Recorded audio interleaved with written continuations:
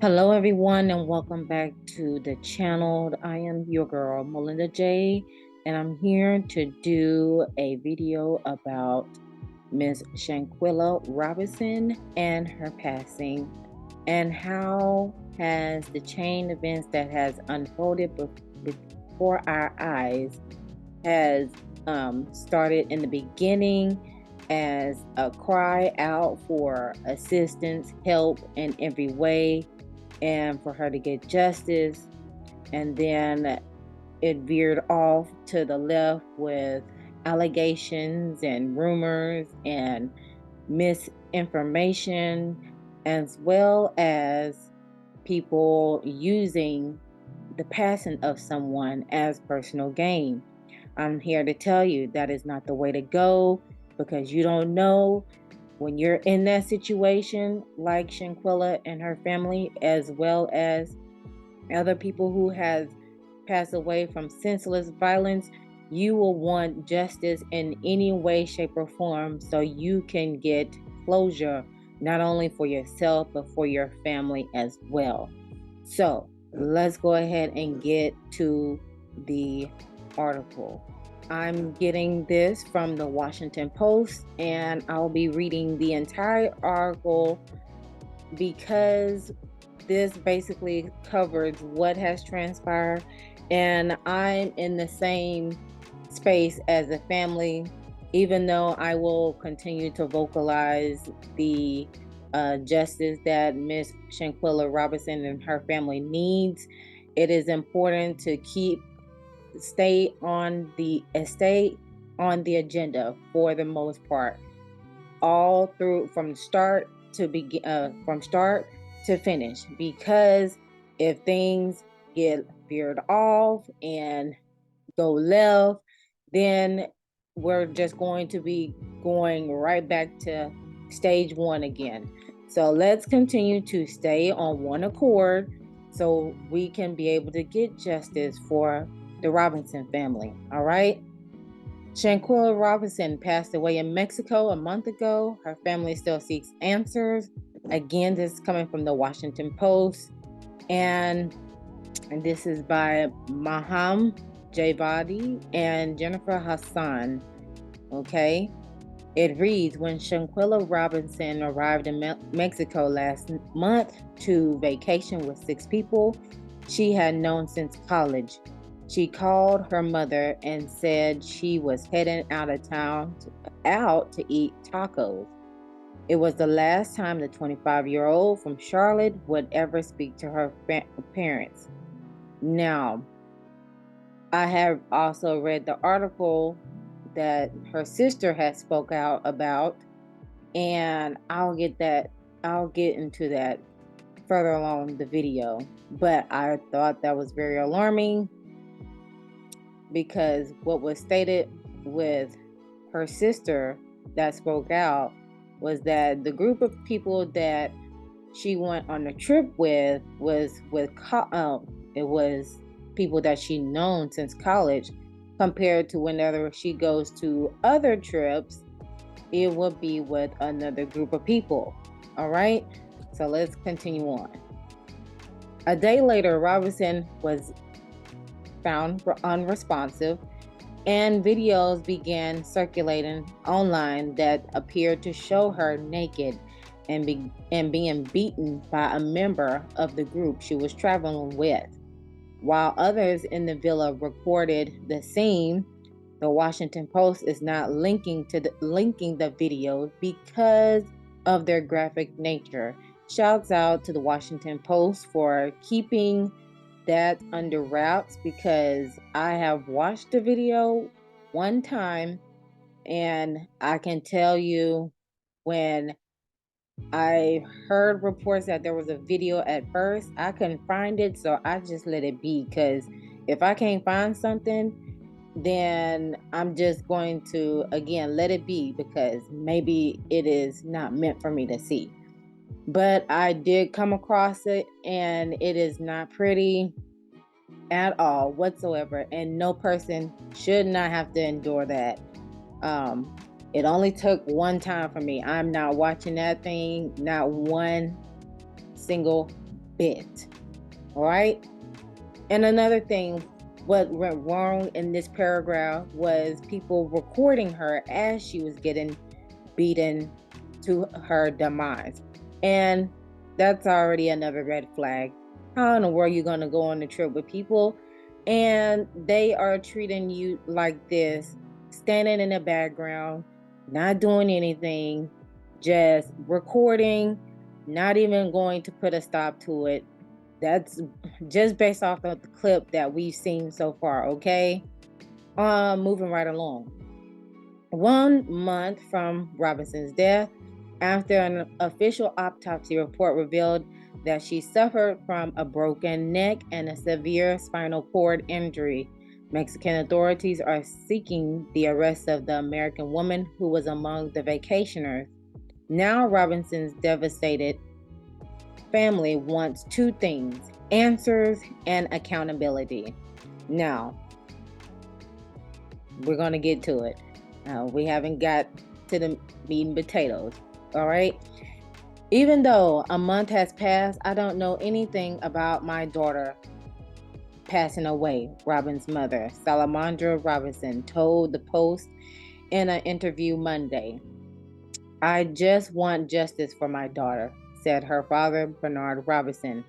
The family's nightmare began on October 29th, a day after Salamandra last spoke to her daughter. Her friends called me, she said. They said Shanquella has alcohol poisoning and that the doctor was on the way to the villa. How would they know that she had alcohol poisoning and that the doctor was on the way to the villa? Wouldn't a doctor diagnose the person that has an alcohol poisoning, especially when they are at a hospital? Let's keep moving on. Shanquella and the traveling party were staying at Villa Linda 32 in Puerto Los Cabos. The list is no longer available on CaboVillas.com. Now, when Salamandra thinks about that moment, she wonders how the people with Shanquella, none of whom was a doctor, diagnosed with alcohol poisoning. That's what I'm saying. Like, how in the world are you going to say she passed away from alcohol poisoning and y'all said the doctor was arriving to the villa? Make it make sense. At the time of the call, Salamandra said she repeatedly told Shanquella's travel mates, all of whom Shanquella had met at Winston-Salem State University, to take her to a doctor, but they told her the villa's manager was coming over with a medic. So is it the medic that's coming or the doctor? Y'all already told her that the doctor was coming. Now it is a medic. Okay, proceed forward. I'm not sure if anyone ever arrived because I was never allowed to talk to them, Salamandra said. I asked them to let me speak to the doctor when they arrived, but they told me that the doctor is busy when Shanquella. Pause. Then y'all said it was a medic that was coming and not the doctor. Which one is it? Was it the doctor? Was it the medic? Also, why didn't you do what the mother had requested? That is her daughter. She has every right to see what is wrong with her daughter. Let's move on. Then the group went silent. When they called Salamandra back, it was to tell her that her daughter had passed. Before her untimely demise, Shanquella ran two businesses: Exquisite Babies, where she braided children's hair, and the Exquisite Boutique, which sold clothes. She had a kind heart. She loved life and loved people, her mother said. Tributes from friends flooded Instagram, TikTok, and Twitter. Social media has amplified Shanquella's story, with thousands of people using the hashtags. Hashtags are her name and hashtag justice for Quilla to raise awareness of the case. And this is one of the images of Miss Quilla. Shanquella's funeral was held in Charlotte on November 19th. Her casket was yellow and pink her favorite colors. Family members wore bright clothing. There were fuchsia suits and dresses, rose-colored shirts, and fall-themed blazers. As mourners lined up to write messages on her coffin, doves were released. And 23-year-old Khadijah Benson prepared to leave a final tribute to Shanquella, a friend so close she considered her a big sister. I wonder why she wasn't invited as well. Let's move on. Muffin, love you always, Benson wrote, using a nickname the pair who first met in kindergarten used for each other. Benson did not know the people Shanquella went to college with and was not a part of the vacation. And that's another red flag. That is interesting that Shanquella had went on this trip with the college mates. That's why I'm going to just say college mates, because they are not her friends. Friends do not leave a person like that behind, especially when the person has passed away. And plus, they wouldn't even allow the events to go down the way they did.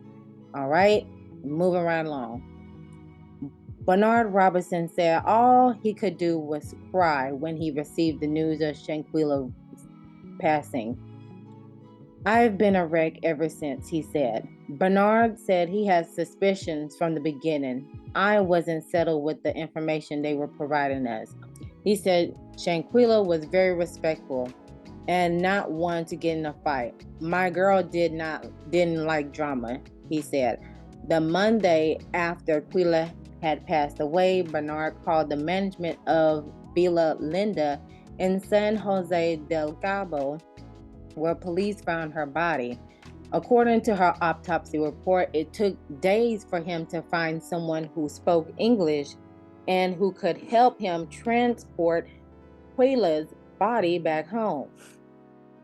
That's another thing that you got to look into whenever someone passes away outside of their native country. You have to find someone who can that is basically bilingual, not only in their native language, but also the language that is coming from the visitor's country, okay? Also, it reads, Bernard eventually connected with a woman from the villa's management team. She is an angel. She is the one who first told us the truth. She said, Mr. Robinson, your daughter didn't pass away of alcohol poisoning. She passed of a broken neck. Bernard was scouting for a gravesite for Shanquella when he was first made aware of the viral video's existence. It hurt me to the heart, Bernard said, describing the pain of watching his daughter's alleged final moments. Since their return to the United States, some of those who accompanied Shanquella to Mexico and visited the Robinson's family home.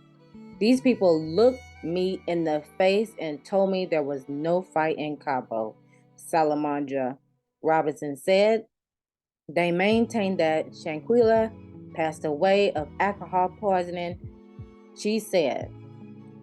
And I'm going to pause right there because that is very trifling. That is very conniving of you all going over to someone else's houses that you have witnessed a whole altercation as well as the person passing away, and y'all had the guts to go over there and look those people in the face and tell them a bold-faced lie that she still had passed away from alcohol poisoning.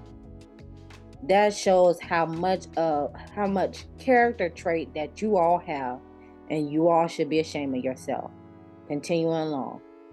When the autopsy report from November 4th was released to the family, some of the people from the group again at Salamandra's home, she said she turned to them and asked, "What did you all do to my child?" A male visitor, one of three Shanquella's vacation with, broke into a sweat and left immediately, she said, Since then, the group has not returned. They're on the run, Salamandra said. Why would y'all even continue going over to the house knowing exactly what happened? As the saying goes, the guilty ones always go back to the crime. And if even not to the crime, they will go back to the original source, i.e. her parents, to make sure everything is going according as planned and nothing has changed. But see, you can't fool with the older generation like that. They know when something is wrong with their child. If you are a parent or someone that you love and care for, you will know something that happened between your loved one. And what they thought was running game ain't running game with them or with her parents at all. Continuing on. Shanquella's parents don't have any details of the events that led to her untimely demise. The initial police report contains only what the police were told by the 6 people accompanying Shanquella. And those people have avoided speaking to reporters. Guilty. On November 24th, the Attorney General's office of Baja, California, served in Mexico, said early investigations of Shanquella's death indicated the incident was a direct attack, not an accident.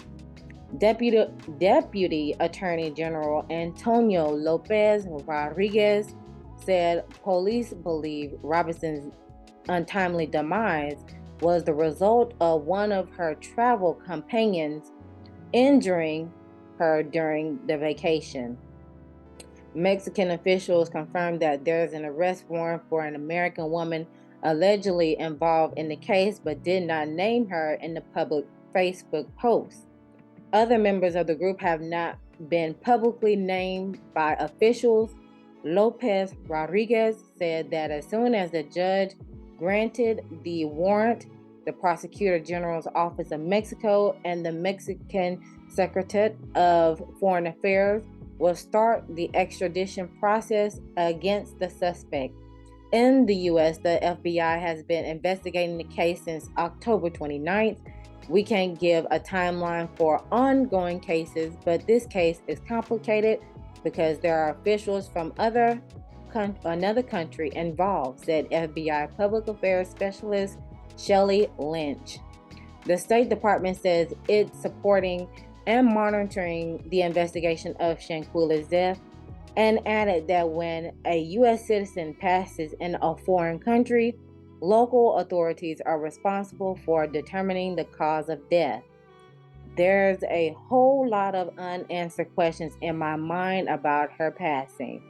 Bernard Robinson, who has hired a lawyer in his quest for the truth, said through tears, "I just want justice for my daughter. She was my only child," end quote. Okay, so that is basically what is going on with her case right now. And as stated before, at this moment, we should all just stay on one accord, stay on the agenda, and of course, continue to raise awareness for Miss Shanquella Robinson so her family can get closure, as well as allowing the departments to do their work as well, because this is a complicated situation due to the fact that she passed in another country. I just hope the lawyer that the family has hired is doing them justice in the best way, shape, or form. And far as a translator as well, making sure that translator is working with the family very closely, very diligently, because this was their daughter. And we have to put ourselves in other people's shoes when it comes to situations like this, or basically with any situation, because we never know what could be knocking at our back door. Okay, so again, when it comes to people passing away, instead of people making up rumors, changing the course on the agenda, which is getting her justice, as well as trying to make a profit gain out of it, because it's not about that right now.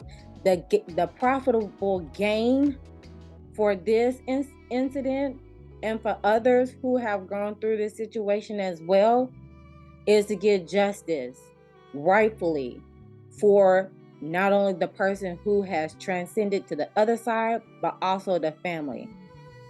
Because what this lesson should tell people is that not only life is too short, but also all skin folk is not kinfolk. If people are not going to be in that healthy, loving, giving, and receiving energy, just as much as you give out to people and they're not reciprocating the same energy you give out to them, you have to remove them immediately. As much as they want to hang on, as much as you want to continue to maintain the relationship in any way, shape, or form, if it's not benefiting you, and if you feel like you're the only one giving, and you're not getting some type of reciprocated energy in return, as us spiritualists would say, energy exchange in return, it's time to release. Okay? It is time to release. We have got to show more compassion to one another, just like how the golden rule say, treat others the way you want to be treated. Because you never know when you're going to need them in the present or in the future. Shouts out to all the people who have continued to raise the vibration, to raise the voice, to raise whatever type of awareness that involves this family getting justice, because this right here, all these young people that are passing in this way, shape, or form is not the way to go. We got to pick or choose our battles, everybody. We got to begin to be more compassionate with each other and empathetic in a healthy way, letting go of these limited beliefs. It is time to act now. And before I leave you all with this, I was going to go over to the article, the Essence article, where her sister spoke out, but I believe I'm gonna do that in another video. But I do want to leave you all with this prompt, and it's called Finding Peace in Silence and Solitude. And I'm gonna stop sharing my screen so you can just hear the voice. It reads, the overstimulation of too much busyness shapes our souls and makes it impossible for us to recognize any angels gracing our lives. If we're constantly rubbing shoulders with others, rarely alone, seldom awash in silence, but often engulfed by outside demands, we can become irritated and afflicted with what I call diaper rash of the soul.